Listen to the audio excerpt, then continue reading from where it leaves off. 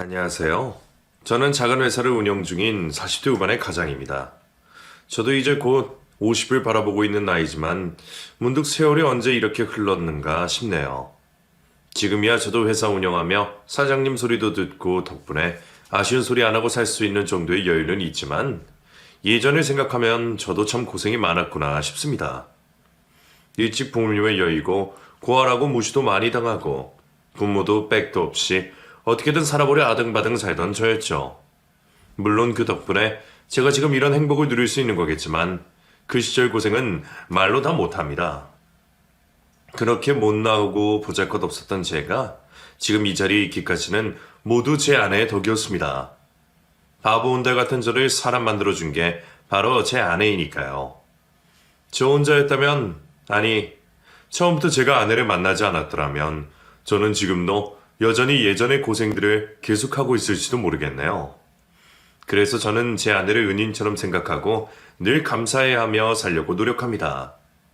그리고 제가 받고 누리는 만큼 저도 아내가 행복하기를 바랄 뿐이죠.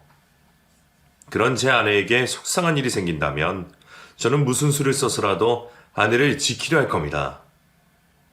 앞서 말씀드렸다시피 저는 일찍이 부모님을 잃고 고아로 어렵게 살았던 사람이었습니다. 아버지는 제가 태어나고 얼마 안 되어 돌아가셔서 저는 아버지 얼굴도 모르고 자랐고 그 후로는 홀어머니와 단 둘이 살다가 어머니마저 제가 겨우 17살일 때 앓으시던 고질병으로 일찍 돌아가셨습니다. 애초에 연락하고 가까이 지내는 일가 친척도 없이 어머니와 단 둘이 의지하던 저였기에 어머니마저 돌아가신 후로는 완전히 혼자가 되었습니다. 가난한 집안 사정에 부모님의 사망까지 저는 외롭고 힘들었습니다. 여유도 없었던 집안 형편이었기에 그 후로 저는 더 어렵게 지낼 수밖에 없었죠. 그나마 제 사정을 알고 도와주신 감사한 선생님들의 도움으로 무사히 고등학교 졸업장까지는 딸 수 있었지만 제 형편의 대학 진학은 꿈도 꿀 수 없었기에 저는 곧바로 일을 시작했습니다. 그렇게 저는 이곳저곳 불러주는 곳이라면 마다하지 않고 열심히 일을 배웠습니다.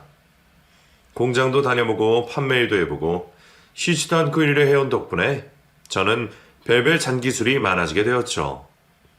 다른 친구들이 학교에서 학문에 매진할 동안 저는 몸으로 부딪히며 인생 경험을 쌓아갔습니다. 그런 경험들 덕분에 저는 20대 중반에 드디어 바라던 대로 제대로 된 회사에 취업을 할 수 있었습니다. 그 회사는 규모는 그리 크지 않아도 나름 업계에서 인정을 받는 탄탄하고 기반이 있는 중소기업이었습니다. 작지만 알차고 실속 있는 회사라고 할 수 있겠네요. 그 회사의 창립자이신 사장님께서는 힘든 시절 많은 고생으로 어렵게 살아오셨던 분이시라 누구보다 제 고생을 알아주셨던 덕분에 제가 그런 곳에 취직까지 할 수 있었죠. 그런 사장님은 제게는 귀인 같은 분이셨습니다. 베풀고 노력하며 살아도 늘 뒤통수 맞기 쉬운 게 인생살이인지라 도움받을 곳 하나 없이 살았던 저였는데 그런 저를 믿어주신 유일한 분이 사장님이셨네요. 저는 고졸에 사무직 경험도 없는 부족한 제게 기회를 주신 사장님께 꼭 보답을 하고 싶었습니다. 그래서 시키지 않아도 1시간씩 일찍 출근해서 모르는 일을 배우고 누구보다 늦게까지 회사에 남아 일을 하곤 했습니다. 그때는 사장님께 잘 보여서 아부를 하겠다는 생각보다 남들에게 뒤처지면 안 되겠다는 생각 때문이었어요. 아무리 중소기업이라 하지만 그때 저 말고 다른 직원들은 전부 대학까지 나온 사람들이었기에 그 사람들 틈바구니에서 제가 버틸 수 있는 방법은 무조건 남들보다 노력해야 한다는 것 뿐이었습니다. 그날도 저는 늦은 시간까지 혼자 야근을 하다가 밤늦게 퇴근을 하던 길이었습니다. 퇴근을 해서 집이 있는 동네까지 가고 보니 벌써 10시가 넘은 늦은 시간이었죠. 길에는 사람도 별로 없고 그날따라 유난히 조용한 듯 했습니다. 그런데 그때 길 옆 골목에서 웬 취객에 시달리는 아가씨를 보게 되었어요. 남자는 술에 많이 취했는지 여자에게 치근덕거리고 있었고 여자는 남자에게 손목에 붙잡혀 벗어나지도 못하고 이리저리 괴로워하는 듯 보였습니다. 처음에는 둘이 아는 사이인가 싶어서 그냥 지나치려고 하는데 아무래도 이상해 보여서 가까이 갈 수밖에 없었어요. 저기요, 괜찮으세요? 둘이 아는 사이예요? 아니에요. 모르는 사람인데 저를 가지도 못하게 하고 자꾸 붙잡아서. 제가 도와드릴까요? 예, 좀 도와주세요. 어이, 아저씨. 그 손 놓고 그냥 갈 길 가세요. 여기 이분이 싫으시다잖아요. 너는 뭐야? 네가 뭔데 끼어들어? 너, 이 여자 애인이라도 돼? 이 아가씨, 오늘 나랑 놀기로 했는데. 아이, 내가 쏜다니까. 얼른 가자니까 그래. 싫어요. 제발 놔주세요. 무서워서 말도 못하고 울먹이는 그 아가씨를 본 저는 인사불성인 취객을 힘으로 떼어놓으며 그 아가씨를 구해주게 되었습니다. 그리고 무서워하는 그 아가씨를 제가 직접 택시까지 잡아 태워보내며 저도 집으로 돌아가게 되었죠. 그 아가씨는 고맙다며 살해라도 하겠다고 제 번호를 받아갔지만 솔직히 저는 연락이 돌아올 거라 생각하지 않았습니다. 그런 상황을 목격했다면 저 말고 누구라도 그랬을 텐데 그런 당연한 일로 무슨 살해까지 왔나 싶어서 말이죠. 아니나 다를까 며칠 동안 연락이 오지 않았고 저도 그 일은 금세 기억에서 지우게 되었습니다. 그리고 저는 또다시 매일 일에 전념하며 바쁜 일상을 보내고 있었죠. 그런데 보름 정도 지난 어느 날 잊고 있던 그녀에게 전화가 걸려왔더군요. 여보세요? 혹시 저 기억하시나요?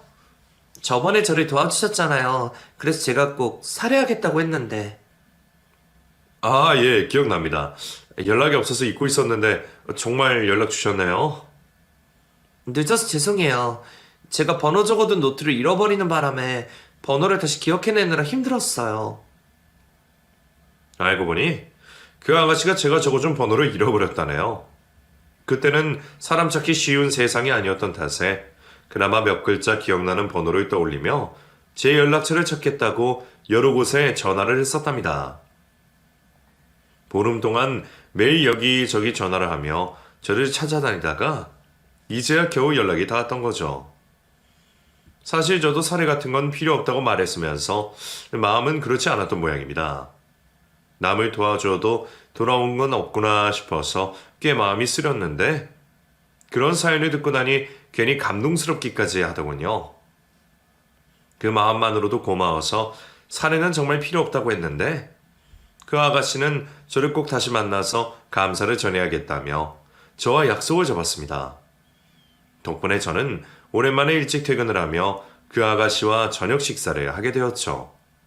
덕분에 맛있는 밥도 얻어먹고 커피까지 마셨으니 됐다 싶었는데 저희의 만남은 거기서 끝이 아니었습니다. 이런저런 핑계로 서로 약속을 한 번씩 더 잡으면서 만나다 보니 저희가 어느새 서로 마음이 있다는 걸 알 수밖에 없더라고요.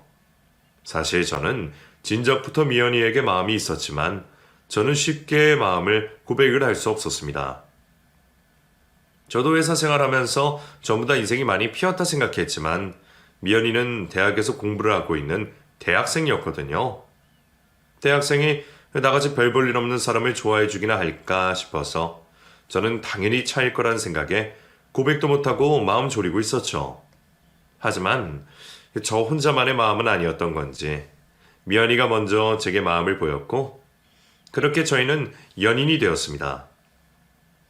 제대로 하는 연애가 처음이었던 탓에 저는 수줍기도 하고 서투른 부분이 참 많았습니다.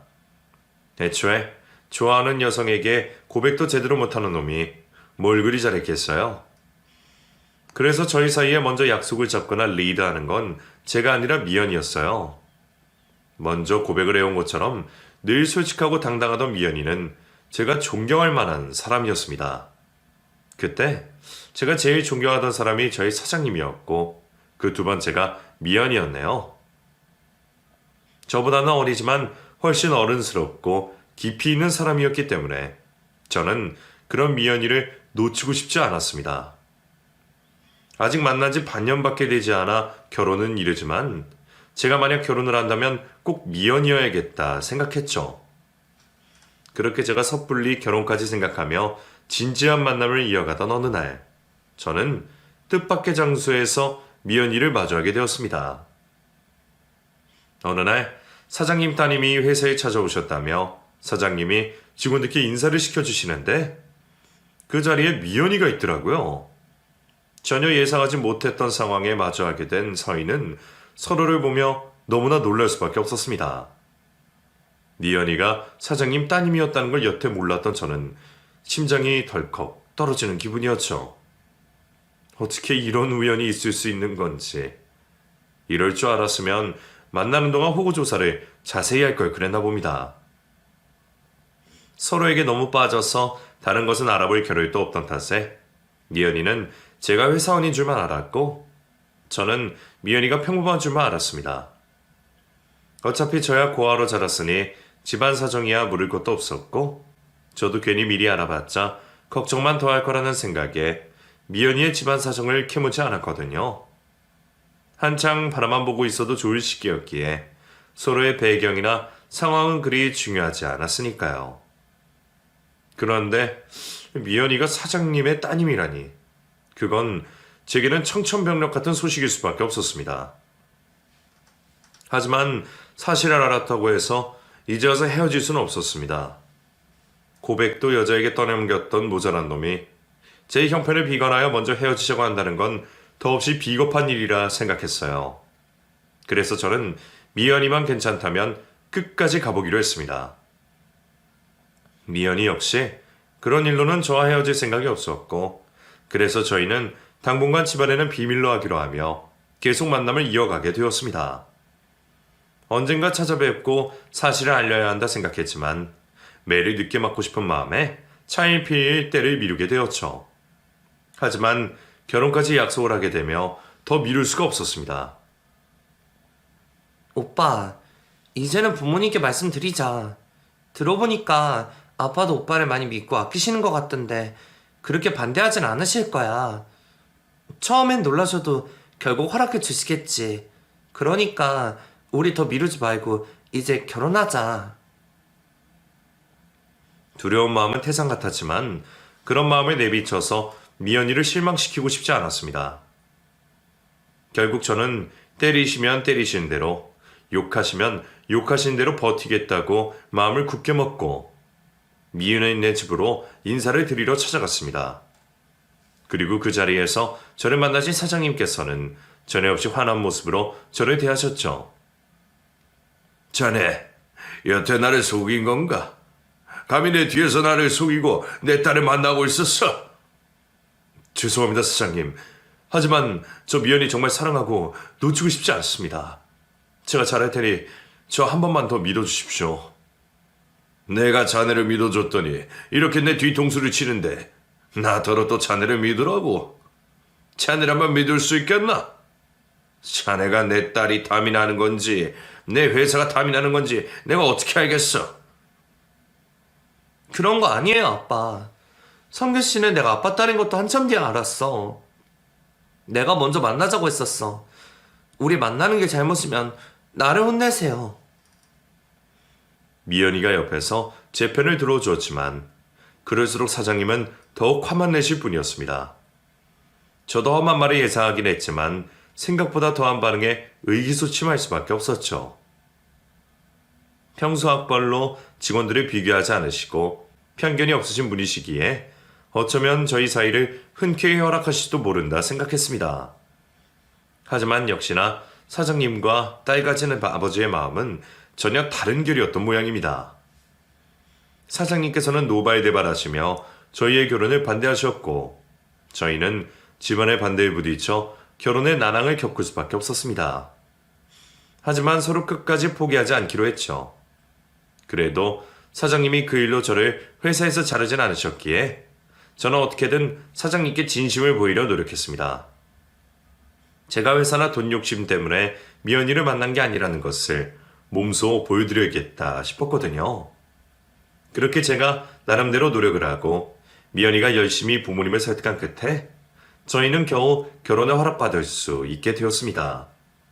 하지만 장인어른은 저를 두고 보시겠다고 작정을 하시는 건지 저희 결혼에 일절 도움을 주지는 않으셨어요. 하지만 저희는 전혀 개의치 않았고 제가 모은 돈을 탈탈 털어 18평 주공 아파트에서 신혼을 시작하게 되었습니다. 돈 벌어서 결혼하고 싶다던 제가 한 푼 한 푼 아끼면서 모은 돈으로 결국 결혼을 하게 되었네요. 저야 그 정도만 해도 감지덕지한 상황이었지만 사실 아내에게는 무척 미안했습니다. 귀한 집 외동딸로 태어나서 평생 좋은 집에서 좋은 것만 누리던 아내가 좁고 낡은 주공 아파트에서 잘 지낼 수 있을까 싶었거든요. 마음 같아서는 좋은 것들로만 채워주고 싶었지만 그러기에는 제가 아직 부족한 게 많았습니다. 그래도 착한 아내는 한 번도 투정이나 불평 없이 제 곁을 지켜주었어요. 누구보다 소탈하고 작은 것에 감사할 줄 아는 아내야말로 제가 가장 좋아하는 아내의 부분이었습니다.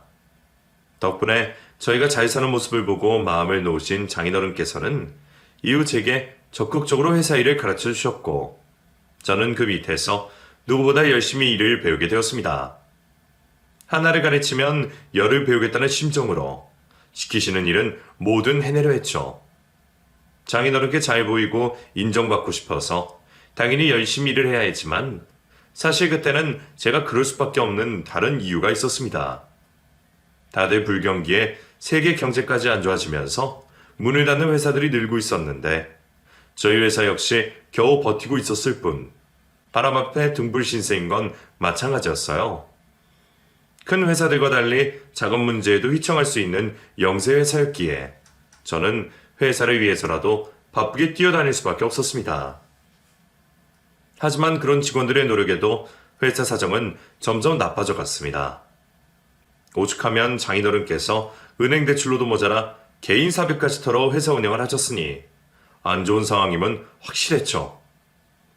그런데 하필이면 그런 상황에 기껏 만들어 두었던 신제품이 전량 폐기되는 일이 벌어지고 말았습니다.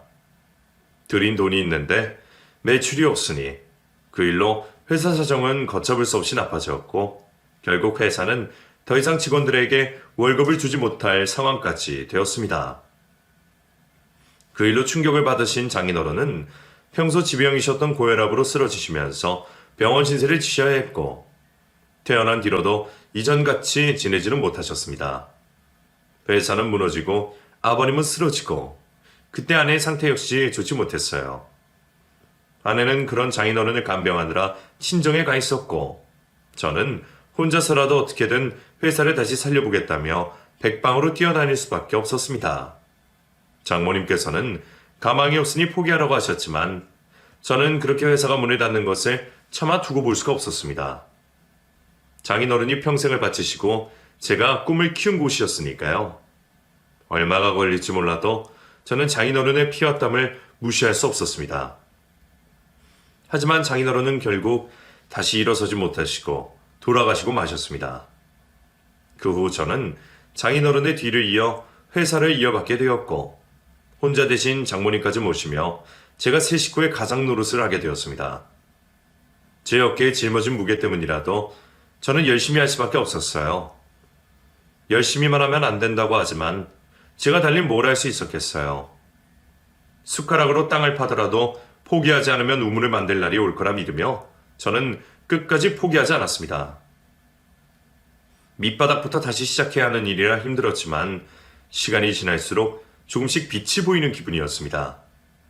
그렇게 몇 년을 고생한 끝에 저는 다시 장인어른의 회사를 살려낼 수 있었습니다. 물론 예전만큼은 아니지만 공장도 다시 돌리고 직원들도 데려오면서 상황이 나아져 갔어요. 그 과정에서 아내 역시 물심양면으로 저를 도왔고 장인어른이 키우신 회사를 저희 부부가 지켜낼 수 있었습니다. 이런 상황을 장인어른이 보셨으면 참 좋아하셨을 텐데 말이에요. 저는 무사히 회사를 지켜낸 것으로 장인어른이 저를 조금이나마 인정해 주셨으면 했습니다. 회사가 안정화되어 가면서 저희 부부도 조금 여유를 찾으며 아이도 가지고 행복한 일상을 보내게 되었어요. 아내는 집에서 아이들을 키우며 제 내조를 도왔고 저는 그런 아내의 내조와 아이들의 재롱에 힘을 얻으며 성실한 가장 노릇을 할 수 있었습니다. 가족들은 제가 노력하고 달려가는 원동력이었어요. 제가 책임져야 할 식구가 늘어날수록 저는 더 성장할 수밖에 없었습니다. 그런 도움과 노력들 끝에 값진 성과가 있었고, 덕분에 저는 어릴 적 꿈에 그리던 좋은 집에서 사랑하는 가족들과 함께 행복을 누릴 수 있게 되었죠. 그러다 어느 날 제가 손님을 모시고 저녁 식사 자리에 아내와 함께하는 일이 있었습니다. 제가 접대를 해야 하는 분이 저희 회사의 해외 쪽 판로를 위해 꼭 도움을 받아야 하는 사장님이었는데, 마침 저희가 동년배다 보니 서로 편하게 부부 동반으로 자리를 하는 게 어떻겠냐 하시더군요. 그런데 그쪽 사모님께서 저희 아내 얼굴을 알아보고는 먼저 말을 겁니다. 저희가 동년배이다 보니 아내들 역시 엇비슷한 나이일 줄 알았지만 설마 그런 곳에서 아내의 인연을 만날 줄은 몰랐네요. 반갑게 아는 체를 한 그 사모님은 아내 대학 시절 동창이었습니다. 어머, 너 미연이 아니니? 맞지, 미연이? 혜수? 그래, 나 혜수야, 김혜수. 이게 대체 얼마만이야? 우리 대학 졸업하고는 좀 못 봤으니까 벌써 10년도 더 됐겠다. 세상에, 우리가 어떻게 다시 만나니? 뭐야, 박 사장님, 사모님이랑 당신 아는 사이야? 대학 시절 동창이야. 이야, 정말 신기한 인연입니다. 어떻게 김 사장님 아내분이 저희 집사람 동창인지. 세상 참 좁네요. 그럼 학교 다닐 때 둘이 많이 친했어? 그럼요, 엄청 친했지. 대학도 같이 다녔지만 사실 저희 인연이 꽤 깊거든요. 미연이가 나한텐 거의 은인이죠. 당신도 알지만 어릴 때 내가 어렵게 자랐잖아요. 그때 도움을 많이 받았거든요. 알고 보니 두 사람은 그냥 대학 동창 사이보다 깊은 인연이었습니다. 박 사장님 사모님의 어머니께서 저희 처갓집에서 파출부리를 해주셨답니다. 마침 두 자녀가 동갑이었고 오며 가며 보기도 했었다네요. 혼자 자식을 키우며 고생하시던 파출부의 사정을 하시던 장인어른이 그 사모님이 대학에 들어갈 적에 4년치 대학 등록금까지 도와주셨다죠. 덕분에 나는 미연이랑 같은 학교에 다닐 수 있었고 우리 인연이 이어질 수 있었네요. 그땐 참 감사했는데 은혜를 갚을 길도 없이 세월이 흘렀네요. 아유, 그럼 우리가 김 사장님 댁에 신세를 진 셈이네. 이거 지금이라도 다시 한번 감사하다고 해야겠는데요. 그래야죠. 나는 그 마음 한 번도 잊어본 적 없는걸? 그러니 이제는 당신 미연이네 좀 많이 도와주세요. 괜히 사업설 생각하느라 너무 재고 따지지 말고.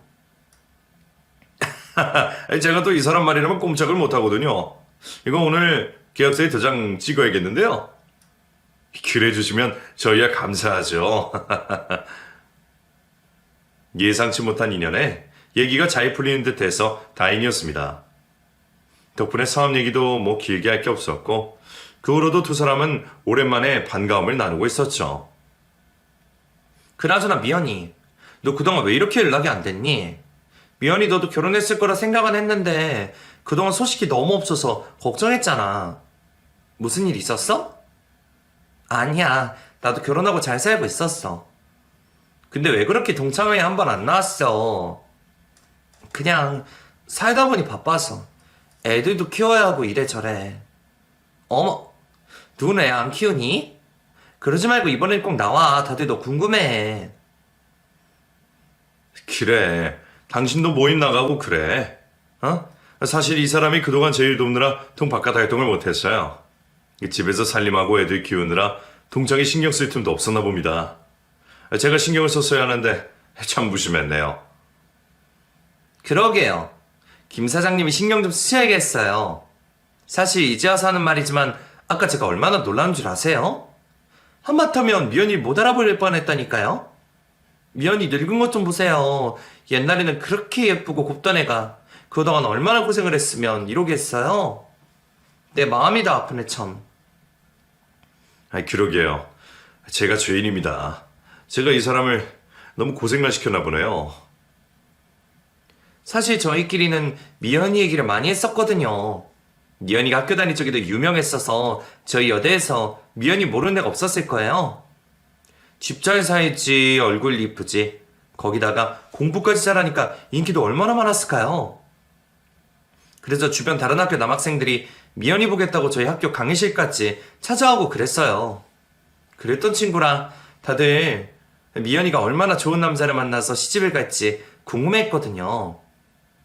우리는 네가 졸업하자마자 연락이 끊겨버려서 비밀리에 어디 재벌집이라도 시집간 줄 알았잖니.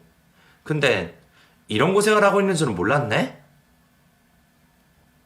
동창이 오랜만에 보기에는 제 아내가 그동안 고생을 많이 한 것처럼 보였던 모양입니다. 사실 틀린 말도 아니었어요. 그동안 저나 아내가 어떻게든 회사 한번 살려보겠다고 얼마나 열심히 달렸습니까? 그러니 고생도 많았죠.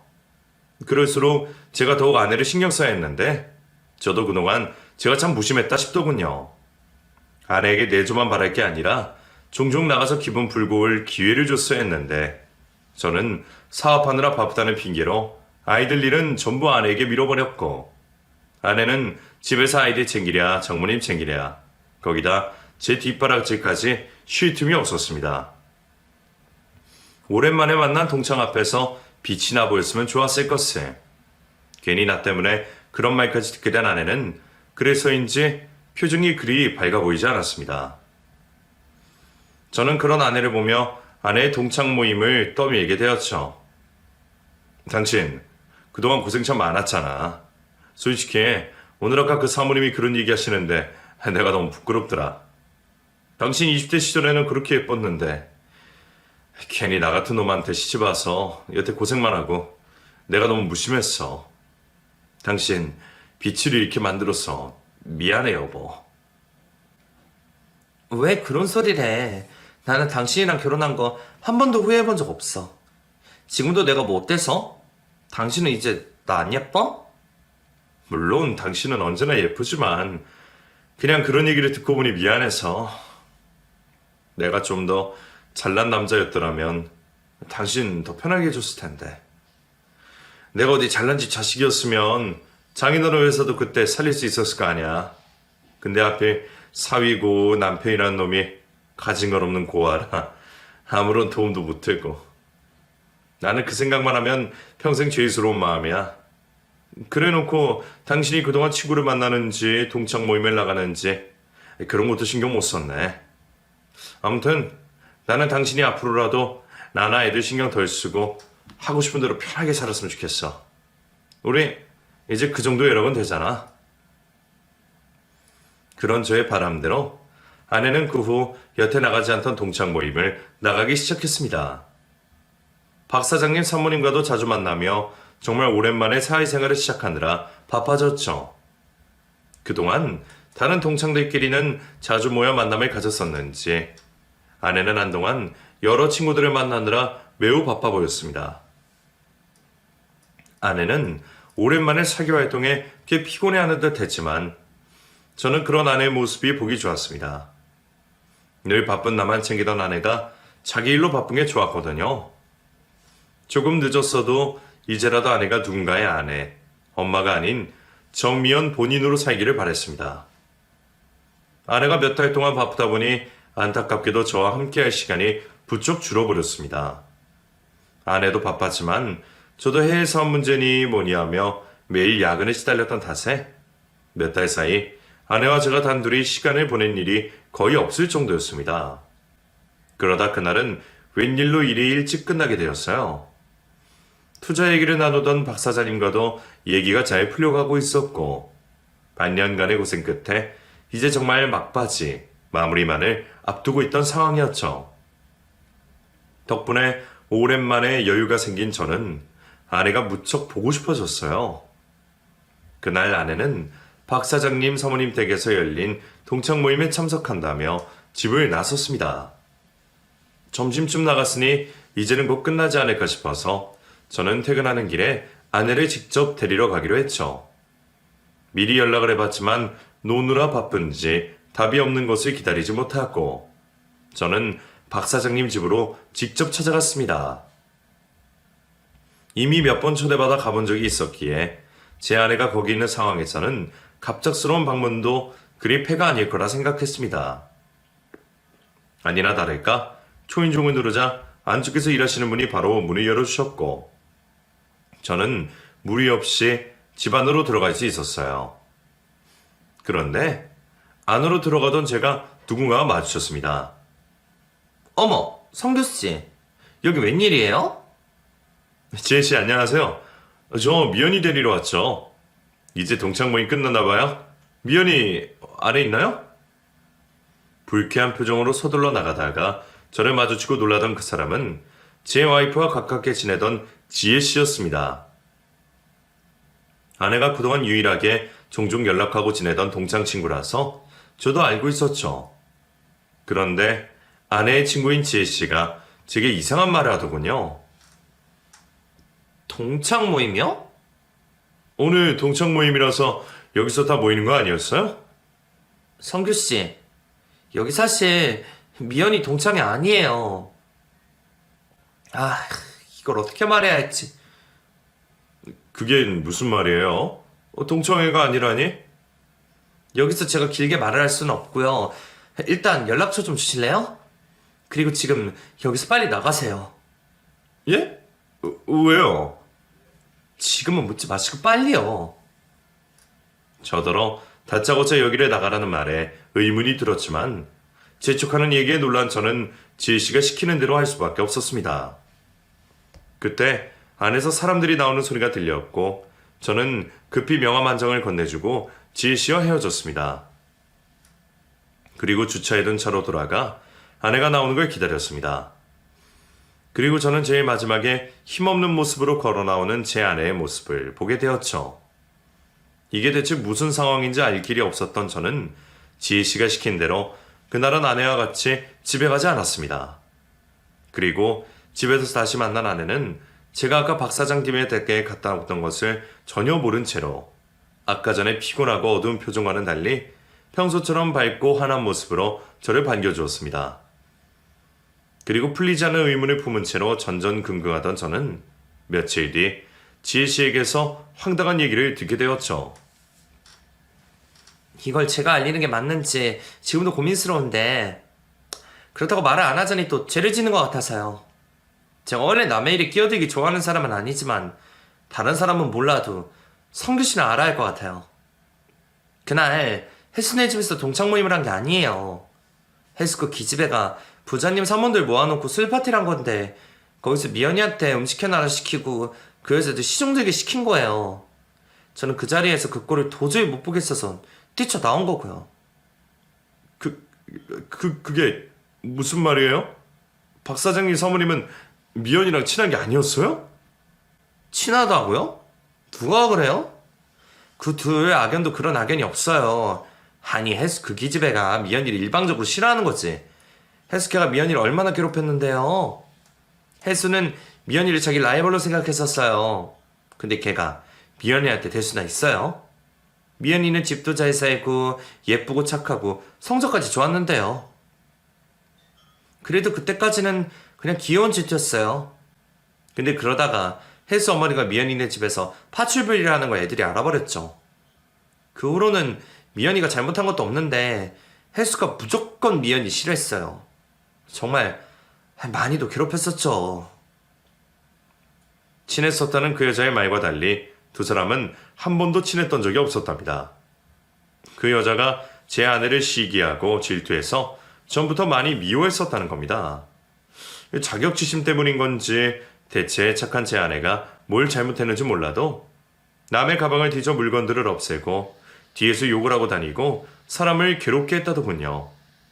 어쩐지 그 여자를 만나고 그리 반가운 기색이 아니었던 아내의 얼굴이 저는 이제서야 이해가 되었습니다. 저는 그 사모가 저희 장인어른께 도움을 받았기에 진심으로 제 아내를 돕고 싶어 하는 줄 알았더니 그동안 제 아내를 그런 식으로 괴롭히고 있었던 모양입니다. 그러던 애가 어디서 남편 잘 만나서 이제는 자기 남편이 갑이라면서 성규 씨네 회사 일을 빌미로 미연이를 부려먹고 있었던 모양이에요. 저도 어제 그 자리 나가서 알았지 그전까지는 전혀 몰랐어요. 근데 미연이 말 들어보면 그런 일이 한두 번이 아니었던 모양이더라고요. 심지어 그 집 가서 파출부처럼 일해주고 오기도 한다던데 친구인 제가 그걸 어떻게 모른 척 하겠어요. 미연이는 남편한테 비밀로 한다고 하지만 저는 그렇게 못하겠네요. 그래도 남편이 알 건 알아야죠. 아무리 회사 일 때문에 어쩔 수 없다고 하지만 이건 아니지 않아요? 그럼 그날은 왜 저더러 돌아가라고 그런 거예요? 그때 가서 미연이를 데리고 나오라고 했어야죠. 그날은 장소가 헬스 집이기도 하고 저도 생각할 시간이 필요해서 바로 말을 못한 거죠. 괜히 그 집에서 난리 피웠다가 주거침입이니 뭐니 불리할 수도 있잖아요. 대신 제가 며칠 뒤에 헬스 가는 또 모임이 있다는 걸 알았으니까 그때 가서 미연이 데리고 나오세요. 아마 그때도 그날처럼 미연이 데리고 나가서 자기 시종 들게 할 거예요. 지혜 씨 아니었으면 저 끝까지 아무것도 모를 뻔했네요. 정말 고마워요. 아니에요. 저도 헬스케가 너무 못됐다 싶어서 그렇죠. 그렇게 아내의 친구에게서 뒤늦게 진실을 듣게 된 저는 전혀 몰랐던 사실에 황당하고 기가 막혔습니다. 그동안 아내가 친구를 만나며 좋은 시간을 보내는 줄 알았더니 그 집에 가서 파출부 노릇을 하고 있었다는 게 차마 믿어지지 않더군요. 남들 앞에서 그런 수모를 겪고 있었으면서 나한테는 알리고 싶지 않아 아무렇지 않은 척을 하고 있던 아내를 생각하면 저는 가슴에서 피눈물이 나는 기분이었습니다. 나를 위해서, 아버지 회사를 위해서 그런 일을 참아내야 했을 아내가 너무 불쌍하고 안타까웠습니다. 그리고 정말이지 그 사모를 찢어 죽이고 싶은 마음까지 들었어요. 그렇게 저는 며칠 뒤 지혜 씨가 알려준 곳을 찾아가게 되었습니다. 지혜 씨가 알려준 방으로 들어가자 피부관리실의 VIP룸에서 여럿이 모여 관리를 받으면서 제 아내를 벌을 세우듯 그 옆에 세워두고 심부름을 시키고 있더군요. 미연아, 나 발 좀 주물러 볼래? 그 순간에도 아무 말도 못하고 그 여자의 시중을 들고 있던 제 아내의 모습을 보자 저는 저도 모르게 손이 먼저 날아가 버렸습니다. 짝소리가 나게 그 사모의 뺨을 때려버렸죠. 조용하던 방 안은 순식간에 아수라장이 되었고 제게 얻어받은 그 여자는 울고불고 난리를 치기 시작했습니다. 지금 이 사람한테 뭐 하는 짓이야? 당신 거기서 뭐해? 얼른 나와! 여보. 어머 세상에. 지금 뭐 하는 거야? 지금 나 때린 거야? 그래. 마음 같아서는 더 때려주고 싶은데 참는 줄 알아. 뭐? 당신 미쳤어? 동창 남편이라고 잘 봐주려고 했더니 당신이 이러고도 무사할 줄 알아? 당신 계약 날려먹고 싶어? 그래서 그딴 계약 때문에 사람을 이 고생시켜? 그래. 계약이고 뭐가 없던 일로 해. 여보, 당신 정말 왜 그래? 나는 괜찮아. 괜찮기는 뭐가 괜찮아. 내가 언제 당신더러 이런 일 하래? 당신이 이렇게까지 해야 하는 거면 나는 계약이고 뭐고 필요 없어. 저는 끝까지 계약을 걱정하는 아내를 데리고 그 자리를 나와버렸습니다. 제 뒤통수로 고소를 하겠다며 욕을 하는 그 여자의 목소리가 들렸지만 그깟 고소 따위는 무섭지 않았네요. 하지만 아내는 그런 와중에도 제 걱정이 우선인 건지 자기는 두고 회사 생각을 하라는 겁니다. 나는 정말 괜찮다니까. 내가 뭐가 중요해? 우리 회사가 중요하지. 내가 이러면 계약해주겠다는데 어려울 게 뭐가 있어. 당신의 회사 일 때문에 더한 고생도 하잖아. 근데 내가 이 정도 숨어 당하는 게 뭐가 힘들겠어. 나는 무슨 일을 하더라도 당신은 그러면 안 돼. 나는 당신이 그런 걸 못 봐. 끝까지 가족들 걱정만 하는 아내가 너무 바보 같았습니다. 자존심 구길 일 없이 곱게만 살던 사람이 왜 이렇게나 고생을 하게 되었는지 그 순간 저는 무능력한 제가 너무나 싫었습니다.